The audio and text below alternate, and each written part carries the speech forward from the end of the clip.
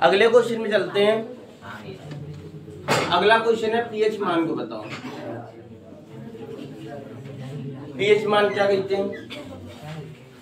वैसे तो चूंकि टॉप 20 क्वेश्चन में चल रहा है तो हम कोशिश करेंगे हर क्वेश्चन को जल्दी से जल्दी बताया जाए। तो पीएच मान की डायरेक्ट डेफिनेशन देखते हैं इसके फार्मूले से। अगर हम पीएच मान का फार्मूला पढ़े तो पीएच मान का फार्मूला होता है पीएच बराबर माइनस लॉग एच प्लस। इसका मतलब पीएच मान की डेफिनेशन क्या बनेगी? हम कहेंगे इसको बोलते हैं हाइड्रोजन आयन। हाइड्रोजन आयन का सांद्रण। तो हाइड्रोजन आयन सांद्रण के ऋणात्मक लघु गुणक को लॉग बोलते हैं, लघु गुणक हिंदी में। तो ये हाइड्रोजन आयन है, ये ऋणात्मक है, लघु गुणक है। तो हाइड्रोजन आयन सांद्रण के ऋणात्मक लघु गुणक को ही पीएच मान कहती हैं। तो अगर पीएच मान की डेफिनेशन लिखनी हो तो हम लिखेंगे हाइड्रोजन आयन सांद्रण के हाइड्रोजन आयन सांद्रण के ऋणात्मक लघु गुणक को पीएच मान कहते हैं। हम कहेंगे हाइड्रोजन आयन सांद्रण के ऋणात्मक लघु गुणक को पीएच मान कहते हैं। और पीएच बराबर क्या होता है? Minus log H plus. Actually pH मान क्या होता है? कोई भी विलयन अम्ल हो या क्षार हो, हमको ये कैसे पता करेंगे कोई विलयन अम्ल है? जैसे फॉर एग्जांपल 2 बीकर में रखे हैं 2 केमिकल्स, कैसे पता करेंगे वो केमिकल अम्ल है कि क्षार है? पी के तो नहीं पता कर सकते हैं। तो पीएच वैल्यू के आधार पे जिस विलयन का पीएच मान कम होगा वो अम्ल होगा, जिस विलयन का पीएच मान ज्यादा होगा वो क्या होगा? क्षार होगा। तो पीएच मान के आधार पे हम डिसाइड करते हैं कौन सा विलयन अम्ल है, कौन सा विलयन क्षार है। ठीक है, जैसे ये एक सवाल लिखो, सवाल तुमको और समझ में आएगा। तो कई पीएच मान की डेफिनेशन आएगी तो केवल इतनी हेडिंग लिखोगे और ये लिखोगे, 2 नंबर से ज्यादा कहीं पीएच मान नहीं आता। समझ में आया? चलो अब इसके आधार एक सवाल कराते हैं, कभी कभी सवाल भी आ जाते हैं। तो सवाल सब लोग लिखो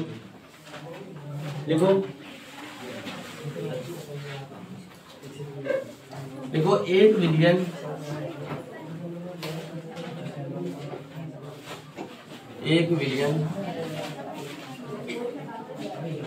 जिसमें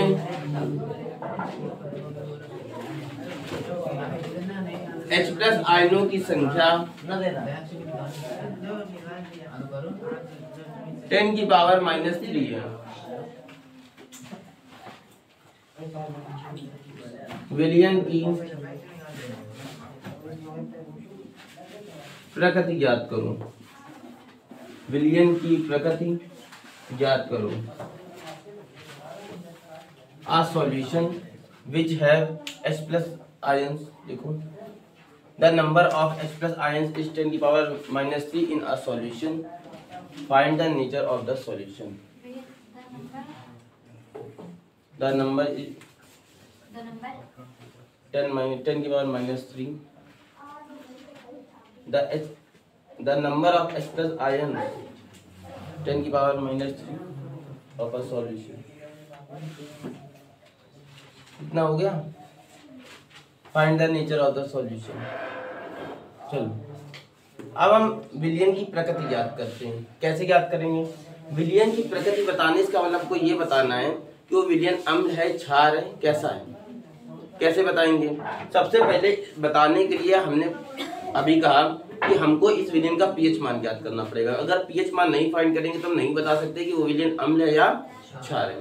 तो सबसे पहले ज्ञात करते हैं विलयन का पीएच मान। कैसे ज्ञात करेंगे विलयन का पीएच मान? अभी मैंने फार्मूला बताया, पीएच बराबर क्या होता है? Minus log H plus. Minus की जगह माइनस, लॉग की जगह लॉग एच प्लस। ये जो एच प्लस आयनिक संख्या कितनी दे रखा है? 10 की पावर -3। यहाँ रख देंगे 10 की पावर -3 पीएच बराबर। तो पीएच बराबर हमने क्या निकाल लिया? 10 की पावर -3। अब देखो log m की पावर n का क्या फार्मूला होता है? ये जो n होता है ये आगे आ जाता है, ये जो आगे होता है -3 कहा जाता है आगे। तो ये माइनस इंटू -3 log m की पावर n का फार्मूला होता है n log m, यानी कि जो n होता है ये आगे आ जाता है। ठीक है, अब माइनस माइनस क्या हो जाएगा? प्लस। प्लस का 3 log 10 3 की जगह 3 लगा, log 10 की वैल्यू क्या होती है 1। तो pH मान क्या रखा, अगर pH मान 7 से कम निकले, किससे निकले 7 से कम, तो ध्यान रखना विलयन कैसा होता है अम्ल। अगर विलयन का pH मान 7 से क्या निकले ज्यादा निकले, तो ध्यान रखना विलयन कैसा होता है क्षार। और pH मान अगर 7 निकले तो विलयन कैसा होता है लवण। इस चीज को ध्यान रखना, एसिड बेस एंड सॉल्ट। तो यहाँ pH मान 7 से कम निकला ना, तो हम लिखेंगे अतः विलयन कैसा होगा अम्लीय प्रकृति का होगा। So the nature of the solution is acid. ठीक है, बात समझ में आ रही कि नहीं आ रही है?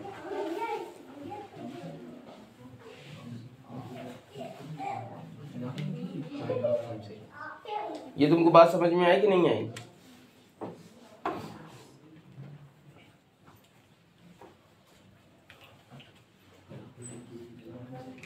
अगला जो क्वेश्चन है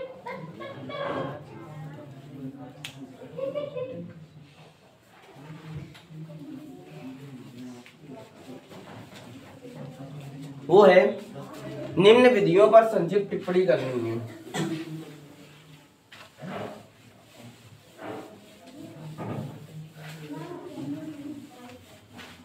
ऑब्जेक्टिव में बहुत पूछता है कौन सा विलयन अम्ल है कौन सा क्षार, कई के देखता है। अच्छा, अगर ऑब्जेक्टिव में आएगा तो हम एक शानदार ट्रिक बता रहे हैं कि बिना सॉल्व करे, क्योंकि ऑब्जेक्टिव में बहुत पूछता है कि कौन सा विलयन अम्ल है, ऐसे पूछ देगा 10 की पावर -3 ये विलयन अम्ल है क्षार, ऐसे पूछ देगा 10 की पावर -4 10 की पावर -5 10 या ऐसे पूछ देगा 0.001 0.001 0.00001 ऐसे पूछ देगा। और पूछ देगा ये विलयन अम्लीय है या क्षारीय। तो अब ये कहेगा इस विलयन में H+ आयनिक संख्या ये है, बताओ अम्लीय या क्षारीय। तो ऑब्जेक्टिव में वहां में ऑब्जेक्टिव हल तो करना नहीं है, देखते ही हम क्या हो गया। ठीक है, तो कभी भी अगर इस तरीके का आएगा कि ये सब दे रखा होगा और कहेगा कि ये विलयन अम्लीय या क्षारीय, तो देखते कैसे ऑब्जेक्टिव में पहचानेंगे।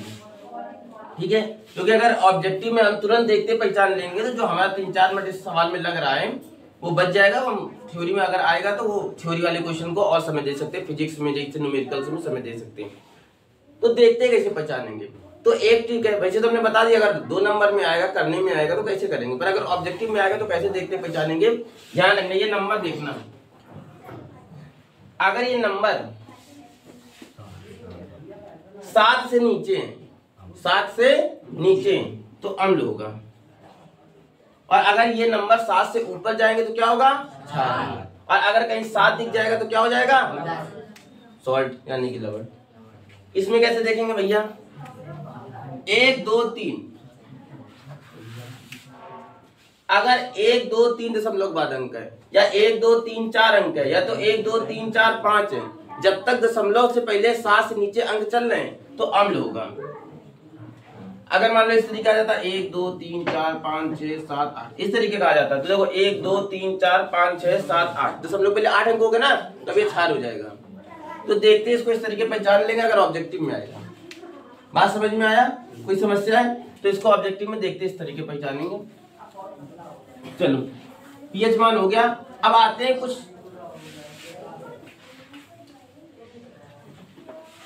आते हैं जैसे बनाने की विधि। निम्न विधियों पर संक्षिप्त टिप्पणी करनी है। सबसे पहले खाने का सोडा,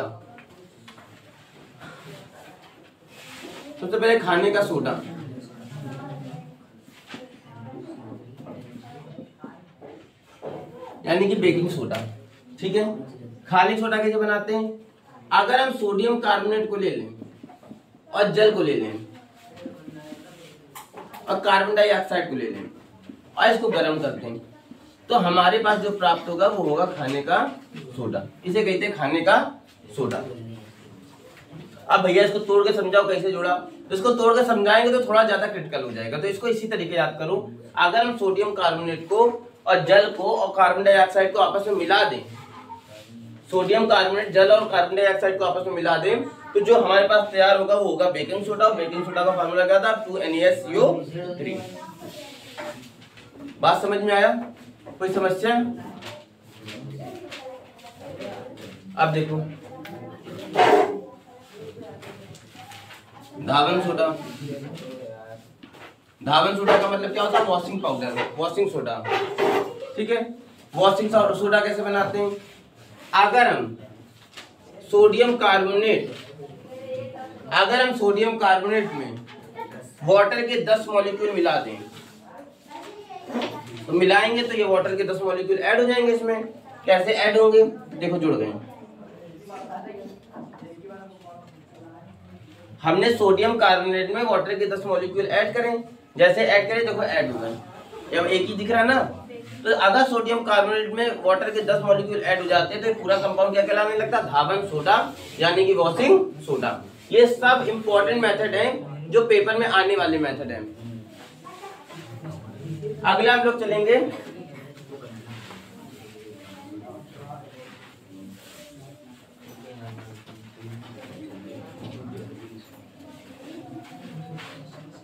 प्लास्टर ऑफ पेरिस।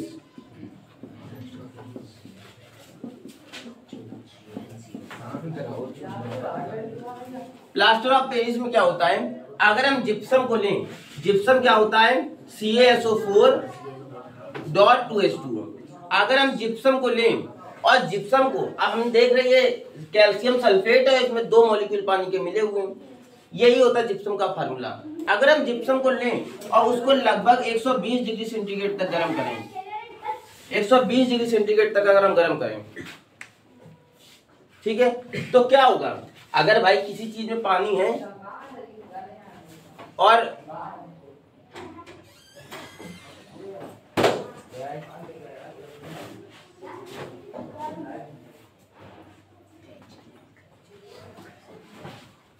तो अगर हम कैल्शियम सल्फेट लें और उसमें 2 मॉलिक्यूल है वाटर के और उसको गर्म करें, है ना, तो क्या होगा? हमको पता है कि अगर किसी चीज में पानी, उसको हम गर्म करेंगे तो उसमें पानी कुछ ना कुछ उड़ने लगता है, तो इससे आधा मॉलिक्यूल, 1.5 मॉलिक्यूल पानी उड़ जाता है। जैसे 1.5 मॉलिक्यूल पानी उड़ेगा तो हमने कहा 1.5 मॉलिक्यूल, देखो पानी उड़ गया, ठीक है, 1.5 मॉलिक्यूल पानी उड़ गया, तो कितना बचेगा? 1.5 उड़ गया तो आधा ही बचेगा। तो CaSO4 के साथ कितना पानी बचता है? आधा। और इसी को हम लोग क्या कहते हैं? प्लास्टर ऑफ पेरिस, POP कहते हैं, प्लास्टर ऑफ पेरिस। बहुत इंपॉर्टेंट मेथड है। कभी कभी आता है जिप्सम बनाओ, जिप्सम निर्माण की विधि बताओ, तो जिप्सम निर्माण की विधि क्या होती है? जस्ट इसका उल्टा लिख देंगे, जो यहाँ लिखा है वो यहाँ लिख देंगे, जो यहाँ लिखा है वो यहाँ लिख देंगे। अब प्लास्टर ऑफ पेरिस उठा लेंगे, CaSO4 बंद होता रहेगा, हम भी ठीक है ना। अगर हम CaSO4.2H2 में 1.5 मॉलिक्यूल पानी के मिला दें तो क्या होगा? मिला देंगे तो क्या होगा? ये आधा, ये 1.5 मिल जाएगा, पूरे क्या बन जाएंगे? 2 मॉलिक्यूल, CaSO4.2H2। ये हो गया हमारा जिप्सम, ठीक है, ये हो गया हमारा। 4 प्रिपरेशन मेथड है। इसके बाद अगला जो मेथड है वो है विरंजक चूर्ण। विरंजक चूर्ण में चलते हैं।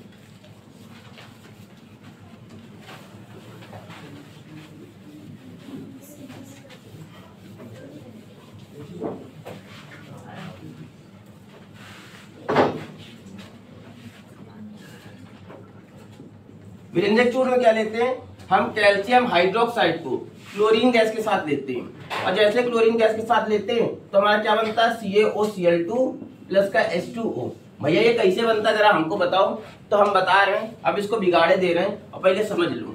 हम अगर कैल्शियम हाइड्रोक्साइड को क्लोरीन गैस के साथ लेंगे तो हमारा विरंजक चूर्ण बनेगा। कैसे बनेगा? देखो OH कितना है? 2 है, तो एक OH ये और एक OH ये करेंगे। देखो CaOH का होल ट्वाइस है, तो OH 2 बार है तो 2 बार OH लिख दिया। क्लोरीन गैस है तो क्लोरीन को 2 बार लिख दिया। एक चीज हमारी ध्यान रखना, जैसे एक मैन में 2 तलवारें नहीं हो सकती, ठीक है, उसी तरीके 2 OH भी नहीं हो सकते हैं। कभी भी तुमको एक कंपाउंड, एक एलिमेंट के साथ 2 OH दिखे, हमेशा यहाँ से H2O निकाल देना, ठीक है, हमेशा यहाँ से H2O निकाल देना। H2O निकल गया, क्या बचेगा भैया बताओ जरा यहाँ पर? CaOCl2, CaOCl2, और ये हो गया कैल्शियम क्लोरो हाइपोक्लोराइड। इसका नाम होता है कैल्शियम क्लोरो हाइपोक्लोराइड, और इसी का नाम होता है विरंजक चूर्ण, ठीक है। चलो आगे रिएक्शंस में चलते हैं। आगे कौन सी रिएक्शंस है? कह रहा है चलो पहले इतना जरा उतार लो, फिर इसके बाद आगे चलते हैं। इतना एक बार। अगला जो क्वेश्चन है थ्योरी का, वो है खनिज तथा अयस्क में अंतर बताओ।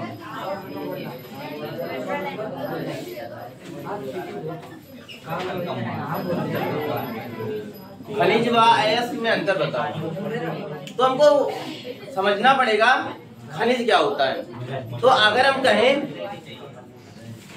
पृथ्वी में, जैसे हम पृथ्वी के नीचे खुदाई करना चालू करें, तो पृथ्वी के नीचे जब हम बहुत समय तक खुदाई करेंगे तो हमको कुछ यौगिक मिलेंगे। कोयला मिल सकता है, या कोयला से लगते हुए बहुत सारे यौगिक मिल सकते हैं।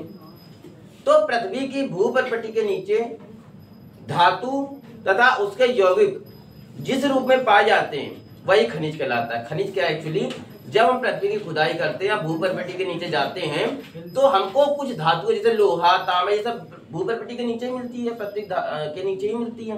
तो अगर हम पृथ्वी की भूपटपटी की खुदाई करें तो हम देखेंगे खुदाई में धातु तथा उसके यौगिक पाए जाते हैं।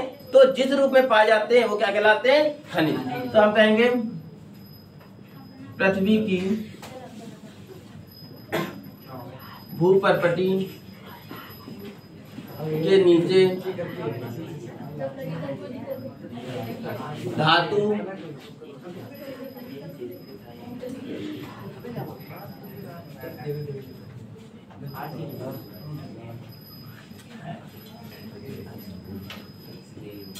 तथा उसके यौगिक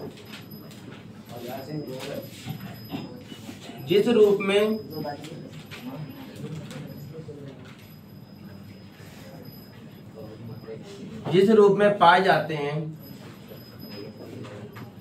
खनिज कहलाते हैं। तो हमने कहा पृथ्वी की भूपटपटी के नीचे धातु तथा उसके यौगिक जिस रूप में पाए जाते हैं क्या कहलाते हैं, खनिज। अब अयस्क क्या होता है। अब जैसे हमने पृथ्वी की भूपटपटी के नीचे खुदाई करी तो हमको मान लो लोहा मिला होगा। तो लोहा ऐसे नहीं मिला होगा, जब लोहा वहां मौजूद होगा पृथ्वी की धातु नीचे तो अपने बहुत सारे अयस्क के साथ मिक्स होगा, बहुत सारे उसमें अशुद्धियां होंगी, बालू भी होगा, हो सकता और कोई धातु हो, या लोहे की ही बहुत सारी अशुद्धियां उसमें मिक्स होंगी। जब हम उसको निकालते हैं खनिज को, फिर उससे जाके कहीं हम लोहा निकालते हैं, तो होता क्या है, वो एक्चुअली जो पृथ्वी की भूपटपटी के नीचे पाया जा रहा है, ठीक है, वो कहला रहा है खनिज। पूरा का पूरा हमने खनिज निकाल लिया। अब उस लोहे का जो खनिज निकाला है, जो लोहा, वो जो लोहा का खनिज था उसमें लोहा तो मिक्स था ही, साथ में लोहे की अशुद्धियां भी मिक्स थी जब हमने निकाला उसको। अब उस पूरी अशुद्धि से हमको लोहा निकालना है, तो जब लोहा निकाला वही कहलाया अयस्क। तो हम कहेंगे कि वे खनिज जिनसे धातु का निष्कर्षण, वे खनिज जिनसे धातु का निष्कर्षण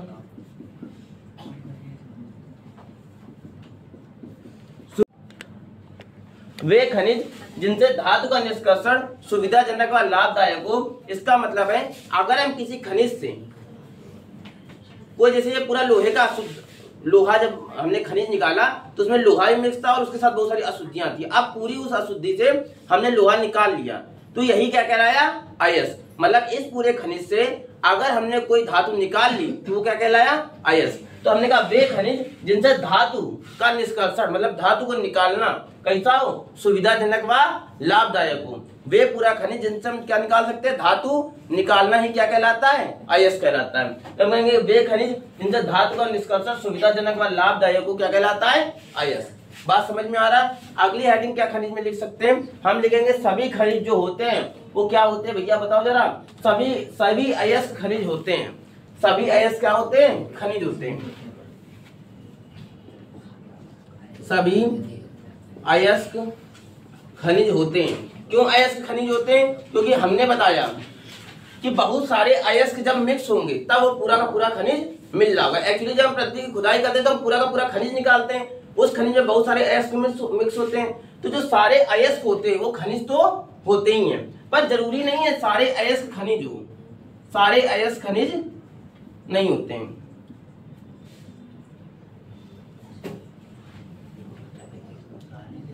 खनिज, ठीक है। तो इसका उदाहरण है कॉपर पाइराइड CuFeS2 और इसका उदाहरण है हॉट सिल्वर यानी कि AgCl। ये हो गया हमारा खनिज और अयस्क में अंतर। इसके बाद जो करवाते हैं वो करवा रहे हैं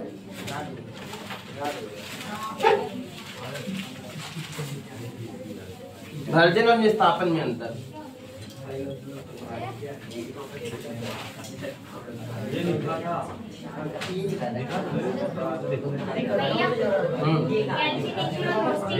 हाँ देखो जो अगली हेडिंग है वो भर्जन और निस्तापन। भर्जन और निस्तापन सेम ही चीजें होती है, बस एक ध्यान रखना, इसको जो होता है वो वायु की उपस्थिति में किया जाता है, इसको वायु की अनुपस्थिति में किया जाता है। एक्चुअली सांद्रित अयस्क को अगर हम वायु की उपस्थिति में गर्म कर रहे हैं तो ऑक्साइड में परिवर्तित हो जाता है। अगर हम सांद्रित अयस्क को वायु की उपस्थिति में गर्म कर रहे हैं तो वो प्रक्रिया भर्जन, और अगर अनुपस्थिति में गर्म कर रहे हैं तो क्या होगा, निस्तापन। बस इतना अंतर है। तो हम इसमें हेडिंग में लिखते हैं वायु की उपस्थिति में सांद्रित अयस्क को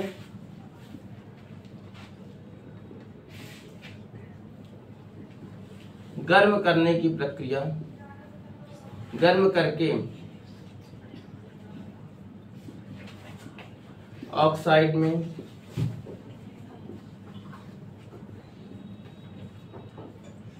परिवर्तित करने की प्रक्रिया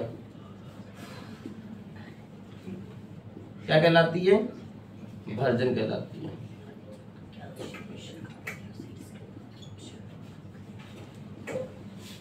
to ZnS plus CO2 gives to 2 ZnO plus का 2SO2। देखो हमने क्या करा, यहाँ पर ये सांद्रित अयस्क है, ठीक है, इसको हमने ऑक्सीजन की प्रेजेंस में गर्म करा। जैसे गर्म करा तो देखो अभी ये जिंक सल्फाइड था, किसमें चेंज हो गया, जिंक ऑक्साइड में, यानी कि इसका क्या हो गया, ऑक्सीडेशन हो गया, यानी कि ऑक्साइड में परिवर्तित हो गया। तो अगर हम किसी सांद्रित अयस्क को गर्म करें, भैया इसमें गर्म करना तो नहीं दिख रहा है, तो ऑक्सीजन के साथ क्रिया करवाई जा रही है ना। कभी भी किसी का कंपाउंड की या किसी भी एलिमेंट की ऑक्सीजन के साथ क्रिया कराई जाती है तो इसका मतलब हम उसको गर्म कर रहे हैं। क्या कर रहे हैं, गर्म। तो हमने इसकी क्रिया ऑक्सीजन के साथ कराई, यानी कि इसको गर्म करा, और जैसे हम ऑक्सीजन की उपस्थिति में इसको गर्म करते हैं किसमें चेंज हो जाता है, ऑक्साइड में, और यही क्रिया क्या कहलाती है, भर्जन।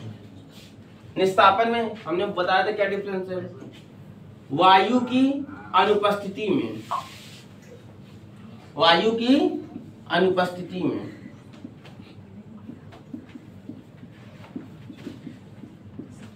सांद्रित अयस्क को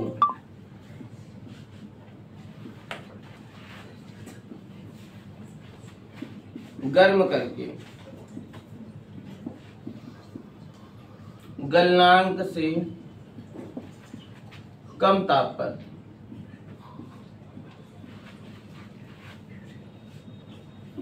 ऑक्साइड में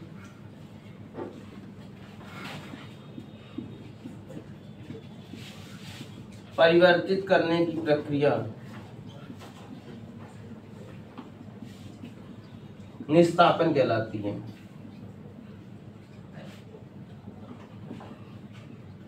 हमने वो क्या बताया, वायु की अनुपस्थिति में सांद्रित अयस्क को गर्म करके, वायु की अनुपस्थिति में सांद्रित अयस्क को गर्म करके गलनांक से कम ताप पर ऑक्साइड में परिवर्तित करने की प्रक्रिया को हम क्या कहते हैं, भैया बताओ जरा, निस्तापन कहते हैं। बात समझ में आई कि नहीं आई?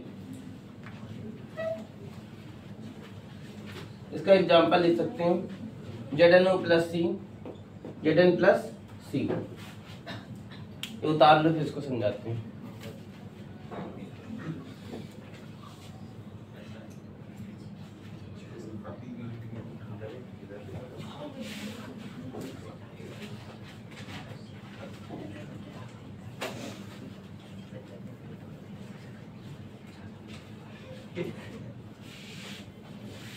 इसका एग्जांपल एक और शानदार ले सकते हैं, ZnCO3 ZnO प्लस का CO2, ठीक है, ये इसका शानदार एग्जांपल है। हमने कहा वायु की अनुपस्थिति में। अच्छा तुम देखो इस रिएक्शन में वायु साफ साफ तुमको समझ में आ रही कि नहीं आ रही है, ये ली गई है, और इसको लेने के बाद ऑक्साइड में परिवर्तन हो रहा है। क्या यहाँ पे तुमको वायु जैसी कोई चीज दिख रही है, क्या ऑक्सीजन दिख रहा है, नहीं दिख रहा। बिना ऑक्सीजन के, बिना किसी वायु के लिए हुए भी ये किसमें परिवर्तित हो गया, जिंक ऑक्साइड में। यानी कि यहाँ पर भी ऑक्साइड बन रहा है, जिसके साथ ऑक्सीजन जुड़ा रहता है उसको हम कहते हैं ऑक्साइड। तो यहाँ पर भी ऑक्साइड बन रहा है, यहाँ पर भी ऑक्साइड बन रहा है, पर यहाँ पर वायु की उपस्थिति ली गई है और यहाँ पर वायु की उपस्थिति नहीं ली गई। क्या यहाँ कोई वायु की उपस्थिति दिख रही है, नहीं दिख रही, O2 जैसी चीज तो नहीं दिख रही। तो सेम प्रोसेस है, बस यहाँ सांद्रित अयस्क को गर्म करके ऑक्साइड में परिवर्तित किया जा रहा है, यहाँ पर भी सांद्रित अयस्क को गर्म करके ऑक्साइड परिवर्तित किया जा रहा है। यहाँ पर वायु की उपस्थिति ली जा रही है, यहाँ पर भी सांद्रित अयस्क को गर्म करके ऑक्साइड में परिवर्तित किया जा रहा है, पर यहाँ वायु की अनुपस्थिति यानी कि वायु की उपस्थिति नहीं ली जा रही है। बात समझ में आया, सेम है, कोई दिक्कत है इसमें भर निस्थापन में।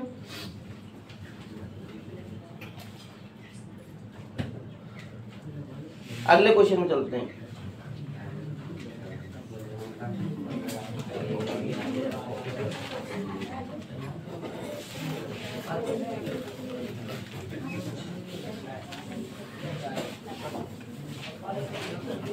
अभी हमने बताया था क्लास से हम भगा देंगे, ध्यान रखना। अब की बार हम बोलेंगे नहीं, जिसको भी मुंह चलता देख लिया हम भगा देंगे। और चाहो तो स्वर मजाक देख लो, हम सुनेंगे नहीं कि हम पेन मांग रहे थे, ये मांग रहे थे, वो मांग रहे, हम भगा देंगे। कोई दूसरा नहीं डिस्टर्ब होना चाहिए तुम्हारी वजह से। अगर तुम्हें बातें करनी है तो भाग जाओ, अपलोड कर देंगे वीडियो, तब देख लेना। धातु और अधातु में अंतर। अगला क्वेश्चन है धातु और अधातु में अंतर बताओ। Metal and non metal, difference between metal and non metal. धातु क्या होता है? पहला, अक्सर जिन तत्वों के लास्ट कक्षक में 1, 2, 3 जिन तत्वों का इलेक्ट्रॉनिक विन्यास करने पे उनके लास्ट कक्षक में 1, 2, 3 इलेक्ट्रॉन आते हैं, वो धातु कहलाते हैं। एग्जाम्पल के तौर पे जैसे सोडियम, सोडियम का परमाणु क्रमांक कितना होता है? 11। अगर इसका इलेक्ट्रॉनिक विन्यास करो तो 2,8,1। इसके लास्ट कक्षक में कितना इलेक्ट्रॉन आया? 1। तो अगर किसी तत्व के इलेक्ट्रॉनिक विन्यास करने पे उसके लास्ट कक्षक में 1, 2 या 3 इलेक्ट्रॉन आते तो वो क्या कहलाएंगे? धातु। क्या लिख सकते? पहला पॉइंट, जिन तत्वों का इलेक्ट्रॉनिक विन्यास करने पर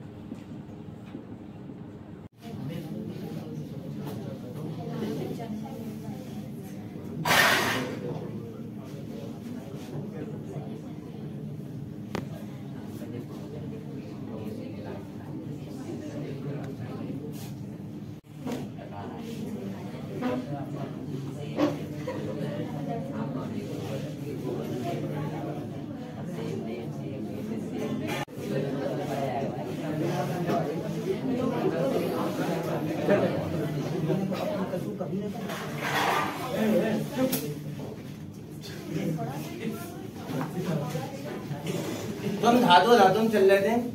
हमने बताया जिन तत्वों का इलेक्ट्रॉनिक विन्यास करने पर अंतिम कक्षक में 1, 2, 3 इलेक्ट्रॉन आते धातु कहलाते हैं। एग्जाम्पल बताया कि जैसे सोडियम में 2, 8, 1 लास्ट कक्षक में 1 इलेक्ट्रॉन आ रहा है तो क्या कहलाएगा? धातु। जबकि अधातु में बताया जिन तत्वों का इलेक्ट्रॉनिक विन्यास करने पर अंतिम कक्षक में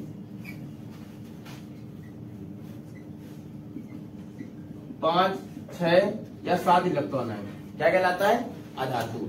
जैसे क्लोरीन का 17 था, 2,8,7 अंतिम कक्ष में 7 इलेक्ट्रॉन आया। अभी मैंने बताया 5 है, 6 या 7 है, क्या कहलाएगा? अधातु। दूसरी क्वालिटी, जो धातु होते हैं वो दिखने में चमकदार होते हैं।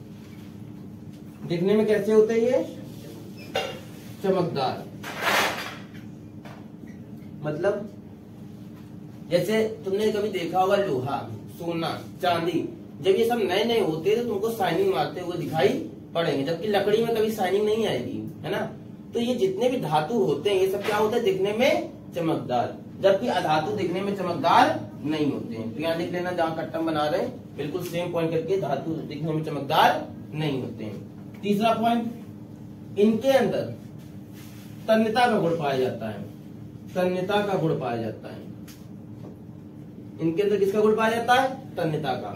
जबकि इनके अंदर तन्यता का गुण नहीं पाया जाता है। भैया इसका मतलब क्या हुआ? तन्यता का मतलब जिसको हम खींच सकते, जैसे लोहा है, लोहे को हम खींच सकते हैं, उसका तार बना सकते हैं। तो कॉपर को हम खींच सकते हैं, उसका तार बना सकते हैं। क्या लकड़ी को खींच कर हम उसका तार बना सकते हैं? नहीं। क्या हम हवा को खींच के उसका तार बना सकते हैं? नहीं। तो जिसको हम तार बना सकते हैं खींच के, उसको कहते हैं उसके अंदर तन्यता का गुण पाया जाता है। तो हमारी जितनी भी धातुएं होती है उसके अंदर तन्यता का गुण पाया जाता है। जबकि अधातु जैसे क्लोरीन गैस, ये सब जो जितनी भी अधातु हैं उनको उनके अंदर तन्यता का गुण पाया नहीं जाता। बात समझ में आया? जैसे ऑक्सीजन, क्लोरीन, ये सब क्या होते हैं? अधातु होते हैं, इनके अंदर तन्यता का गुण नहीं पाया जाता। इसके अंदर आघात बद्धता का गुण पाया जाता है, आघात बद्धता का, इसके अंदर आघात बद्धता का भी गुण पाया जाता है। आघात बद्धता का गुण क्या होता है? जैसे मान लो लोहे को हम पीटे हथौड़े से, अब पीट पीट के जब हम ज्यादा पीटेंगे तो उसको चादर बन जाती है। जबकि बहुत सारे कंपाउंड ऐसे जिनके अंदर ये गुण नहीं होते। जैसे फॉर एग्जाम्पल चौक है, चौक को अगर हम पीटे तो चौक को अगर हम पीटेंगे तो क्या होगा? कुछ चकनाचूर हो जाएगी। वो कभी भी ऐसा नहीं होगा कि उसको पीटे पीटे वो चादर बन रही, ऐसा नहीं होगा। तो धातु के अंदर आघात बद्धता का गुण पाया जाता है क्योंकि उसको पीट पीट के चादर बनाया जा सकता है। जबकि अधातु के अंदर इस तरीके का कोई गुण पाया नहीं जाता। समझ में आया? ये धातु धातु में 4 डिफरेंस है जो कि हमने तुमको बताए है। तो एक दो गुण और बोल सकते हैं। जैसे इसके अंदर सोने रस का गुण पाया जाता है, इसके अंदर सोने रस का गुण नहीं पाया जाता। इसमें तन्य की आवाज आती है, इसमें तन्य की आवाज नहीं आती है। ऐसे 5-6 पॉइंट लिख सकते हैं, पर 4 ही पॉइंट लिखना होगा क्योंकि 3-4 नंबर से ज्यादा क्वेश्चन पूछेगा नहीं। समझ में आया? तो ये चाहो तो 2 पॉइंट जो बोले वो भी बढ़ा सकते हो, ऐसे 4 पॉइंट सफिशिएंट है। ठीक है, इसके बाद चलते हैं अगला क्वेश्चन विद्युत रासायनिक श्रेणी में।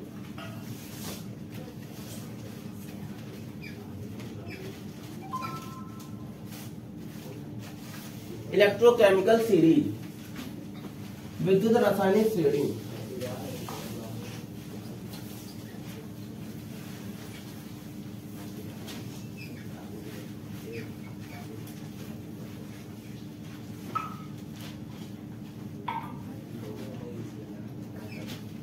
विद्युत रासायनिक श्रेणी, इलेक्ट्रोकेमिकल सीरीज। मैसेज है विद्युत रासायनिक श्रेणी यानी कि इलेक्ट्रोकेमिकल सीरीज क्या होता है? देखो होता क्या है, बहुत सारे धातुओं को हमने उनकी क्रियाशीलता की एक टेबल बना ली। मतलब हमारे पास बहुत सारे धातु थे, हमारे साथ क्या थे? बहुत सारे धातु थे।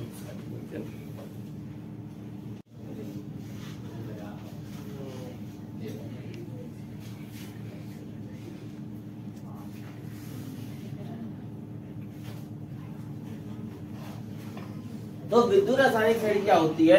बहुत सारे ऐसे धातु हमारे पास पाए गए, उन धातुओं में कुछ धातु ज्यादा रिएक्टिव थे, कुछ धातु कम रिएक्टिव थे, कुछ धातु ज्यादा क्रियाशील थे, कुछ धातु कम क्रियाशील थे। भैया इसका मतलब क्या होता है? इसका मतलब होता है, उनको एक एग्जाम्पल देते हैं। जैसे सोडियम धातु और लोहा धातु, सोडियम भी धातु है, लोहा भी धातु है। अब सोडियम धातु जो है वो ज्यादा क्रियाशील है। इस क्रियाशील का मतलब क्या होता है? इस क्रियाशील का मतलब होता है जैसे सोडियम को हम यहाँ रखें और लोहे को रखें, तो लोहा क्या होगा? क्योंकि सोडियम ज्यादा क्रियाशील है और लोहा कम क्रियाशील है, तो लोहे को रखोगे तो 1 साल तक भी वो वैसा बना रहेगा। सोडियम को अगर तुम 5 मिनट भी रखोगे खुले में तो वो उड़ जाएगा अपने आप, क्योंकि वो इतना ज्यादा क्रियाशील है कि उसके पास जो भी आता है वो तुरंत क्रिया करके उड़ जा रहा है। वो वायु से ही क्रियाशील करके उड़ गया। तो कुछ धातु होते हैं ज्यादा क्रियाशील थे, वो किसी से भी क्रिया कर लेते हैं, बहुत जल्दी क्रिया कर लेते हैं, तेजी से क्रिया कर लेते हैं। जबकि कुछ धातु होते हैं वो बहुत कम क्रियाशील होते हैं, वो बहुत धीमे धीमे क्रिया करते हैं। तो ऐसे धातुओं की हमने एक श्रेणी बनाई जिसमें कुछ धातु ज्यादा क्रियाशील थे, हमने उनको ऊपर रखा, और कुछ धातु कम क्रियाशील थे, उनको हमने कहा रखा नीचे। अगर इस श्रेणी को तुमको याद करना हो तो एक ट्रिक है, लिखवा, सरकाना, मगल, मंजन, करफिसड, इसके बाद कोनी, सनपग, हकू, हज, पटौज, लिखवा, सरकाना, मगल, मंजन, मंजन कर कर फिसट कोनी संपव हाकू हाजी पटौल हाजी है, ध्यान रखना पटौल। ठीक है, तो ये तुम ये विद्युत रासायनिक श्रेणी है, इलेक्ट्रोकेमिकल सीरीज है, इसको तुम चाहो तो याद भी कर सकते हो।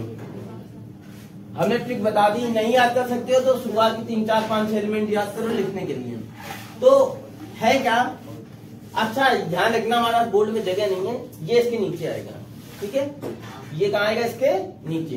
तो सबसे ऊपर ये एलिमेंट है, फिर ये फिर ये फिर ये फिर ये फिर ये, ऐसे करते करते सबसे नीचे ये एलिमेंट होगा। तो अच्छा, जो सबसे ऊपर एलिमेंट है वो सबसे ज्यादा क्रियाशील होगा, सबसे ज्यादा क्रियाशील होगा। सबसे ज्यादा क्रियाशील का मतलब हम तुमको बता ही चुके हैं। और जो सबसे नीचे होगा वो क्या होगा, सबसे कम क्रियाशील। इसीलिए हम लोग देखते हैं, देखो ये सोना ये चांदी है, सोना चांदी बहुत कम क्रियाशील होते हैं, इसीलिए हम लोग देखते हैं सोना चांदी में जल्दी जंग नहीं लगती है। अगर सोने को चांदी को तुम रखे रहो हजारों वर्ष तक का तो वैसे बने रहते हैं। क्यों, क्योंकि उसका कारण है सोना चांदी रिएक्ट ही नहीं करते किसी से, जल्दी रिएक्ट नहीं करेंगे। अगर रिएक्ट करेंगे तभी तो वो किसी और चीज में परिवर्तित होंगे। जब वो रिएक्ट ही नहीं कर रहे तो वो जैसे वैसे बने रहते हैं, उनमें चमक ज्यादा देर तक रहती है, वो वैसे बने रहते हैं, मजबूत है, लंबे समय तक चलते हैं, लंबे सालों तक चलते हैं, क्योंकि नॉन रिएक्टिव होते हैं। समझ में आया, सबसे ज्यादा रिएक्टिव ये सब कंपाउंड होते हैं। अब लोहा देखो, ये लोहा आ रहा है और ये सोडियम है। लोहे से ज्यादा अगर देखा जाएगा तो सबसे नीचे सोना चांदी आता है। तो हमने देखा अगर विद्युत रासायनिक श्रेणी क्या होती है, हम कहेंगे एक ऐसी श्रेणी जिसमें तत्वों को उनकी क्रियाशीलता के घटते क्रम में रखा गया हो। मतलब सबसे क्रियाशील तत्व ऊपर, उससे कम क्रियाशील उसके नीचे, उससे कम क्रियाशील उसके नीचे, उससे कम क्रियाशील उससे नीचे, ऐसे करते करते जो सबसे कम क्रियाशील होगा उसको सबसे नीचे, और जो सबसे ज्यादा क्रियाशील होगा उसको सबसे ऊपर। तो अगर ऐसी श्रेणी है जिसमें तत्व को या धातु को, सबसे ज्यादा क्रियाशील धातु को सबसे ऊपर और सबसे कम क्रियाशील धातु को सबसे नीचे रखा गया, तो ऐसी श्रेणी क्या कहलाती है, विद्युत रासायनिक श्रेणी। तो अगर परिभाषा लिखने के लिए आएगी तो हम कहेंगे तत्वों को या धातुओं को उनके क्रियाशीलता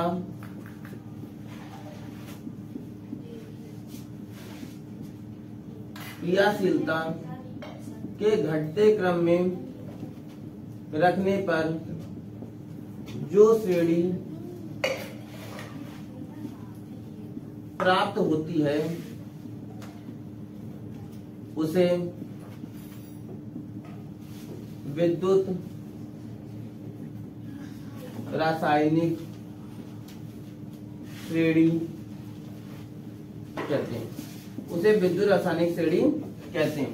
तत्वों को धातुओं को उनके क्रियाशीलता के घटते क्रम में रखने पर जो श्रेणी प्राप्त होती है उसे क्या कहते हैं, विद्युत रासायनिक श्रेणी। और विद्युत रासायनिक श्रेणी की एक कंडीशन और होती है, अगर कोई ऊपर तत्व स्थित है तो वो अपने नीचे से तत्व स्थित को विस्थापित कर देता है। जैसे अभी हमने विस्थापन अभिक्रिया जब तुमको पढ़ाई थी तो हमने एक एग्जाम्पल दिया था। क्या एग्जाम्पल दिया था, जैसे Cu प्लस का FeSO4, सॉरी Fe प्लस का CuSO4। तो हमने कहा था बताओ, आप बताओ क्या Fe Cu को विस्थापित कर सकता है? तो हमने कहा था हाँ कर सकता है। क्यों? क्योंकि भैया बताओ जरा, Fe कहाँ है, ऊपर है, Cu देखो नीचे आ रहा है। भाई इसके नीचे टेबल होगी तो Cu कहाँ आएगा, नीचे, Fe कहाँ आ रहा है, ऊपर। तो अगर ऊपर स्थित तत्व है तो नीचे वाले स्थित तत्व को विस्थापित कर देगा, यानी कि धक्का मार के इसको हटा देगा और इसकी जगह खुद बैठ जाएगा, और इसी को क्या कहते हैं, विस्थापन। तो Fe ने Cu का विस्थापन कर दिया। क्यों? क्योंकि विद्युत रासायनिक श्रेणी में Fe ऊपर स्थित था और Cu कहाँ नीचे, Cu कहाँ स्थित था, नीचे। क्या भैया बताओ ये रिएक्शन पॉसिबल है कि नहीं है? बोर्ड में इस तरीके के क्वेश्चन भी आते हैं, बताओ जरा ये रिएक्शन पॉसिबल है कि नहीं है? नहीं है। क्यों? क्योंकि यहाँ Cu, सॉरी,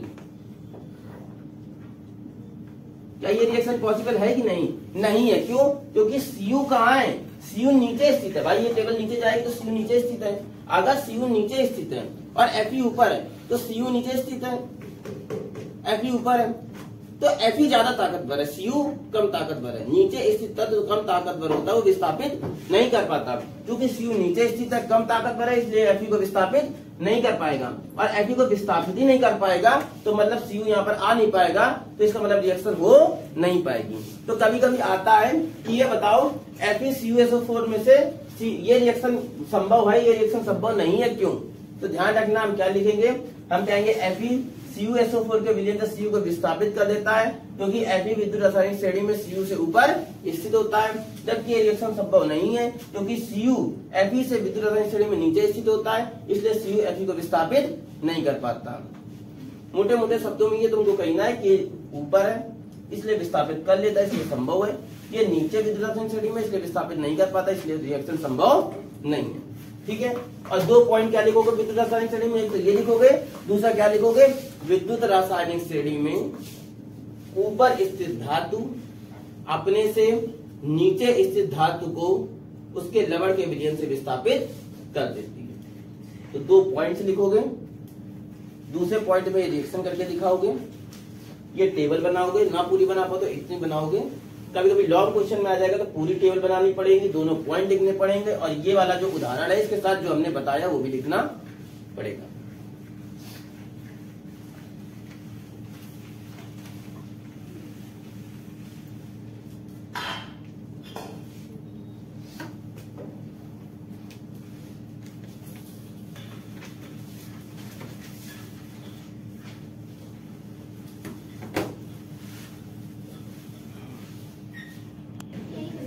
अगला क्वेश्चन है मिसेल का निर्माण, प्रिपरेशन ऑफ मिसेल। बात समझो, एक्चुअली मिसेल का निर्माण है क्या? जब हम लोग अपने घर में बर्तन साफ करते हैं या कपड़े साफ करते हैं, तो कपड़े साबुन डालने पे, निरमा डालने पे ही कपड़े क्यों ज्यादा साफ होते हैं? या कभी कभी हम लोग के घर में कढ़ैया होती है, तेल की होती है, बर्तन तेल के होते हैं, गंदगी वाले बर्तन जो होते हैं वो नॉर्मल पानी से उतने साफ जल्दी नहीं हो पाते, जब उनको साबुन डाल के रगड़ते तो बहुत अच्छे से साफ हो जाते हैं। ऐसा क्यों होता है? तो उसी प्रोसेस को समझना मिसेल का निर्माण है। कैसे मिसेल का निर्माण है, कैसे होता है, एक्चुअली क्या है, कैसे घर के बर्तन कपड़े साफ होते हैं साबुन डालने में, साबुन कैसे साफ कर पाता है, और कोई चीज ले ले वो क्यों नहीं साफ कर पाती, उस चीज को समझते हैं। तो वो समझ लेंगे तो मिसेल के निर्माण को समझ लेंगे तो चलते हैं इस क्वेश्चन पे। सबसे पहले तुमको एक प्रोसेस को समझना पड़ेगा। मान लो फॉर एग्जाम्पल कोई हमारे घर में कढ़ैया है, अब है क्या, कढ़ैया है, उसमें हमने कुछ बनाया, तो बनाने के बाद क्या होगा, इसमें तेल चिपक जाता है ना। अब है क्या, अगर इसमें हम खाली पानी डालते हैं तो खाली पानी डालेंगे, चाहे हम जितना रगड़े तेल नहीं छूटेगा। क्यों? उसका कारण ये है कि तेल और पानी आपस में घुलते नहीं है, तो कभी भी पानी इसमें घुल पाएगा नहीं। अब पानी नहीं घुल पाएगा तो तेल छूटेगा नहीं, इसलिए जब हम लोग के हाथों में भी तेल लग जाता है तो पानी घुल पाता नहीं उसमें। तो पानी से कैसे साफ कर सकते हैं? जब तक पानी इसमें घुलेगा नहीं, पूरा मिक्स नहीं होगा, और फिर पानी को अगर ये मान लो पानी में घुल जाता तेल तो बड़ी आसानी छूट जाता। जो चीज पानी में घुल जाती है वो छूट जाती है।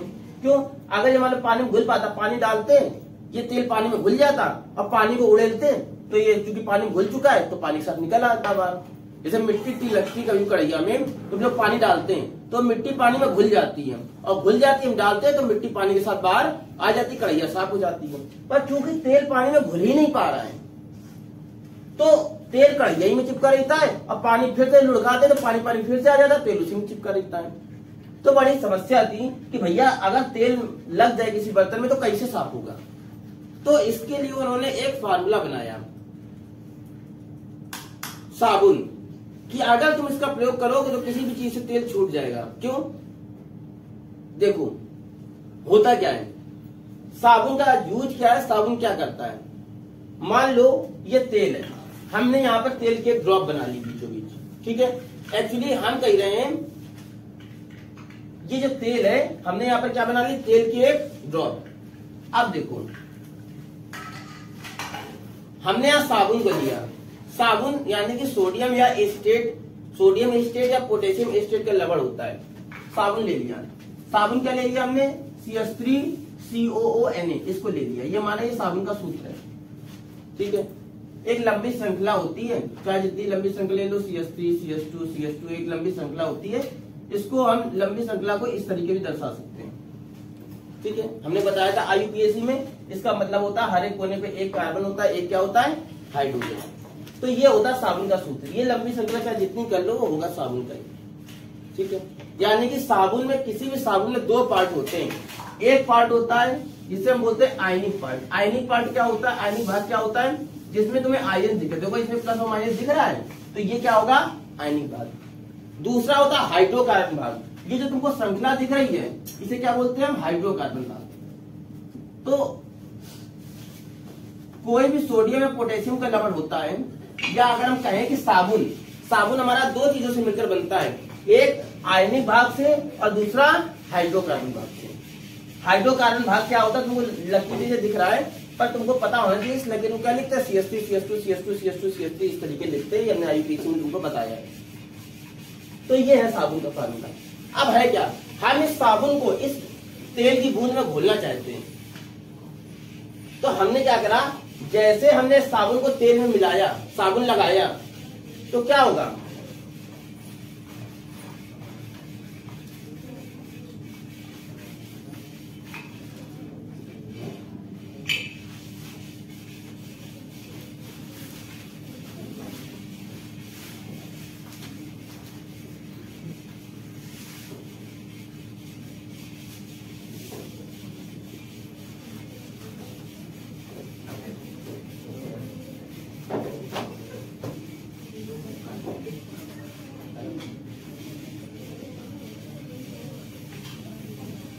देखो अगर हम साबुन को तेल में मिलाने की कोशिश कर रहे हैं तो तुमको पता है ये साबुन ही जो तुमको दिख रहा है, ये हाइड्रोकार्बन भाग है, ये क्या आयनिक भाग है, यही तो है साबुन।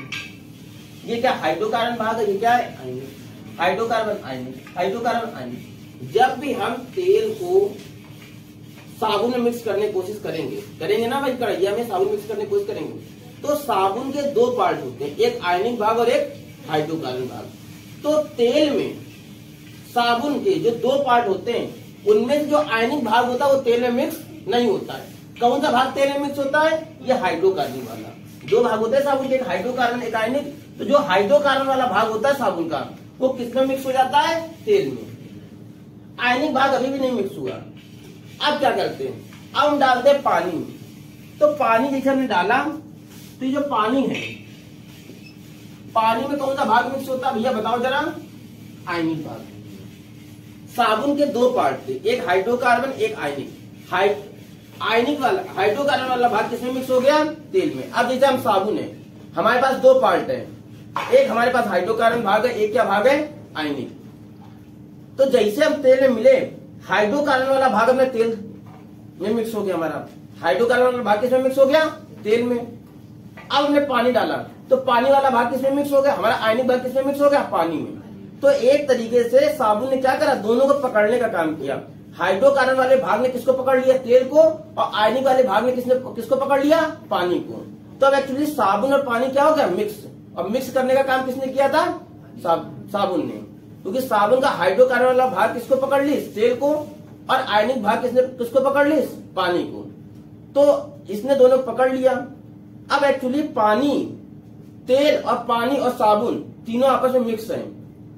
और जैसे हमने इसको मिक्स करा, और जब हम तेल को, अब हम पानी को अगर कढ़ैया के बाद ढकेलेंगे तो पानी जाएगा, पानी के साथ कौन जाएगा, साबुन, और साबुन के साथ कौन जाएगा, तेल।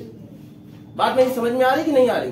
तो एक्चुअली क्या करा, ये तेल की बूंद है, तेल की बूंद से क्या पकड़ा जा रहा है, साबुन का हाइड्रोकार्बन वाला भाग। साबुन का हाइड्रोकार्बन वाला भाग उसके आयनिक भाग को पकड़े, और आयनिक वाला भाग किसको पकड़े, पानी को। तो जैसे हम पानी को डालते हैं कढ़ैया में और फिर इसके बाद निकालते हैं, तो पानी के साथ साथ हमारा पूरा का पूरा साबुन, और साबुन के साथ साथ पूरा का पूरा तेल निकल जाता है। इससे हमारे बर्तन क्या हो जाते हैं, साफ हो जाते हैं। और जैसे बर्तन साफ होते हैं हम कहते हैं वाह वाह वाह वाह, मजा आ गई। जो पानी से नहीं धुल पाया वो किससे धुल गया, साबुन से। और यही प्रोसेस हमारा क्या कहलाया, मिसेल। बात समझ में आ रही है। इसकी थ्योरी हम जब वीडियो रिकॉर्डेड में डालेंगे तो हम पूरा का पूरा थ्योरी डाल देंगे, कुछ नहीं है। जो हमने बताया है उसी शब्दों में डाल देंगे। एक बार अपने आम लैंग्वेज में बस पढ़ लेना और आम तरीके से ही लिख देना, इसको रटा नहीं जाता है।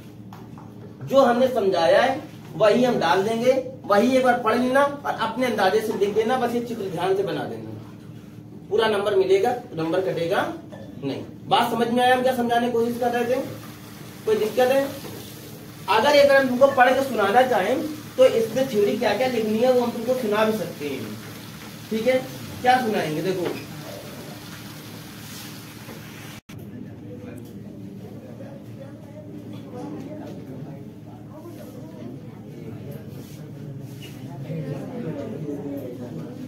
देखो इसको कैसे लिखेंगे? बड़ी सिंपल लैंग्वेज में लिखेंगे, देखना भी तुम लोग आ जाएगा। सबसे पहले साबुन के बारे में चर्चा करेंगे। हम कहेंगे साबुन क्या होते हैं? लंबी श्रृंखला वाले सोडियम और पोटेशियम के लवण होते हैं। भाई देखो, लंबी श्रृंखला तुम्हें दिखाई पड़े कितनी लंबी श्रृंखला है? लंबी श्रृंखला वाले किसके होते हैं? सोडियम के क्या होते हैं? लवण होते हैं। लंबी श्रृंखला वाले सोडियम के क्या होते हैं? लवण होते हैं। सबसे पहले हमने साबुन के बारे में चर्चा करेंगे। फिर हम क्या कहेंगे? साबुन के दो सिरे होते हैं। कौन कौन से दो सिरे होते हैं? एक हाइड्रोकार्बन सिरा होता है और एक दूसरा क्या होता है? आयनिक सिरा। साबुन के बारे में चर्चा कर ली। दो लाइनें साबुन के बारे में क्या कही? हमने कहा जो साबुन होते हैं वो लंबी श्रृंखला वाले सोडियम के लवण होते हैं। दूसरा, साबुन के दो सिरे होते हैं, एक हाइड्रोकार्बन भाग होता है, दूसरा क्या होता है? आयनिक भाग होता है। ठीक है, अब इसके बाद हम आते हैं प्रोसेस में। हम कहेंगे जब साबुन को हम लोग तेल में घोलते हैं या जब साबुन का हम लोग प्रयोग कपड़े धोने में करते हैं तो साबुन के सिरे का हाइड्रोकार्बन भाग तेल में घुलता है तथा इसका आयनिक भाग जल में घुलता है, जिसके कारण पानी का इमल्सन बनता है। इमल्सन का मतलब जानते हो ना? झाग। जिसके कारण पानी का इमल्सन बनता है और पानी बाहर आने पे ये पूरा का पूरा गंदगी सहित बाहर आ जाता है। इसी पूरी प्रक्रिया को मिसेल कहते हैं। समझ में आया? सबसे पहले साबुन के बारे में चर्चा करेंगे, फिर साबुन इसमें किस तरीके मिला रहता है, घुला रहता है, मतलब कौन सा सिरा किसमें घुला रहता है वो चर्चा करेंगे। और इसके बाद अपना कहेंगे पानी का इमल्सन बनता है और इसके बाद जब हम धोते हैं तो सब कुछ बाहर आ जाता है। इसे क्या कहते हैं? इसी प्रक्रिया को मिसेल कहते हैं। और ये हम लोग चित्र बना देंगे, अपने शब्दों में लिखना है। बात समझ में आया? ये वाला क्वेश्चन भी हो गया। इसके बाद एक दो क्वेश्चन और बचे, उसको करवाते हैं। दो चीजें हैं, एक है संतृप्त हाइड्रोकार्बन, दूसरा है असंतृप्त हाइड्रोकार्बन। तो हम कहेंगे यदि कार्बन कार्बन के मध्य सिंगल बॉन्ड पाया जा रहा है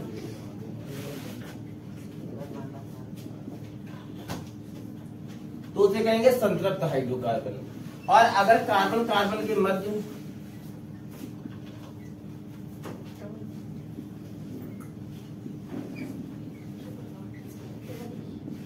डबल या ट्रिपल बॉन्ड पाया जा रहा है तो उसे हम क्या कहेंगे? असंतृप्त हाइड्रोकार्बन। अगर कार्बन कार्बन के मध्य डबल या ट्रिपल बॉन्ड पाया जा रहा है तो उसे हम क्या कहेंगे? असंतृप्त हाइड्रोकार्बन। ठीक है, जैसे सिंगल बॉन्ड में एग्जांपल में जैसे देखो CH3 सिंगल बॉन्ड पाया जा रहा है। इसका एग्जांपल जैसे अगर हम कहें जैसे CH2 डबल बॉन्ड CH2 या CH ट्रिपल बॉन्ड CH, जिसमें डबल या ट्रिपल बॉन्ड पाया जा रहा है उसे क्या कहेंगे? असंतृप्त। जिसमें सिंगल बॉन्ड पाया जा रहा है उसे क्या कहेंगे? संतृप्त। बात समझ में आ रही है? इसका जो सामान्य सूत्र होता है वो होता है CnH2n+2। इसका सामान्य सूत्र एल्कीन के लिए होगा CnH2n और एल्काइन के लिए होगा CnH2n-2। तो कहेंगे इनमें कार्बन कार्बन के मध्य सिंगल बॉन्ड पाया जा रहा है, जैसे तुम्हें दिख रहा है। इनमें कार्बन कार्बन में डबल या ट्रिपल बॉन्ड पाया जा रहा है, जैसे तुमको एग्जांपल में दिख गया। इसका सामान्य सूत्र CnH2n+2 होता है।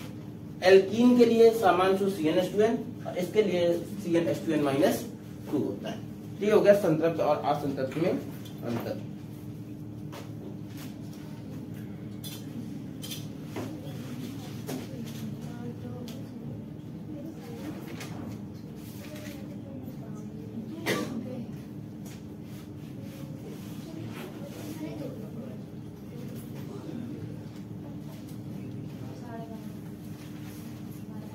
अगली हेडिंग है सजातीय श्रेणी।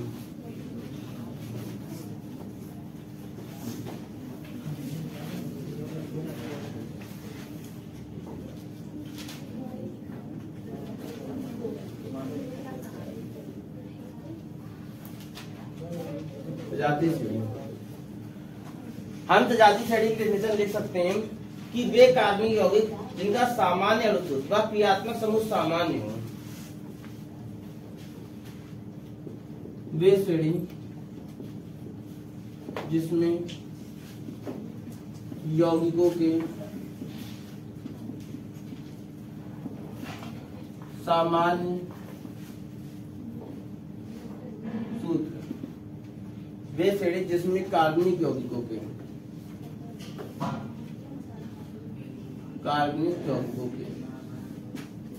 सामान्य सूत्र या क्रियात्मक समूह एक जैसे होते हैं।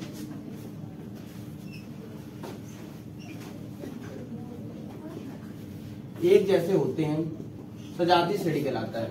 मतलब आ सीरीज विच हैव सेम, अगर हम कहें सेम फंक्शन, अगर कोई श्रेणी है जिसमें सेम फंक्शन है, सेम क्रियात्मक समूह है, तो इस श्रेणी के तत्व क्या कहते हैं? सजातीय श्रेणी। जैसे एग्जांपल लें CH3OH, CH3CH2OH। देखो ये दोनों है अलग अलग, ये मेथिल अल्कोहल है, ये एथिल अल्कोहल है, अलग अलग है, पर देखो इसमें भी OH आ रहा है और इसमें भी क्या आ रहा है? OH। इसमें क्रियात्मक समूह क्या है? एक जैसे हैं। तो अगर किसी भी तत्व के क्रियात्मक समूह एक जैसे हैं तो ये दोनों यौगिक किसके कह जाएंगे? कहेंगे ये दोनों यौगिक सजातीय श्रेणी के सदस्य हैं। तो सजातीय श्रेणी के सदस्य कौन होते हैं? सजातीय श्रेणी क्या होती है? अगर किसी भी ऐसे यौगिकों से श्रेणी बनाई जाए जिन यौगिकों के क्रियात्मक समूह क्या हो? एक जैसे हो, वो श्रेणी क्या कहलाती है? सजातीय श्रेणी कहलाती है। इसके बाद एक क्वेश्चन और आता है जो होता है कार्बन का सर्वोत्मुखी प्रकृति बताइए। ये क्वेश्चन तुमको अपने मन से करना होगा, हालांकि हम लास्ट में डाल देंगे, ये लर्न करने वाला क्वेश्चन है, 2 लाइन का डाल देंगे। ये तुम्हारी होगी पूरा का पूरा थ्योरी और न्यूमेरिकल पार्ट। अब इसके बाद बचती रिएक्शन, 7 से 8 रिएक्शन जो बची हैं वो हम अगले वीडियो में करवाएंगे, और वो 7 से 8 रिएक्शन कंप्लीट होने के बाद तुम्हारे सारे क्वेश्चन कंप्लीट हो जाएंगे। ठीक है।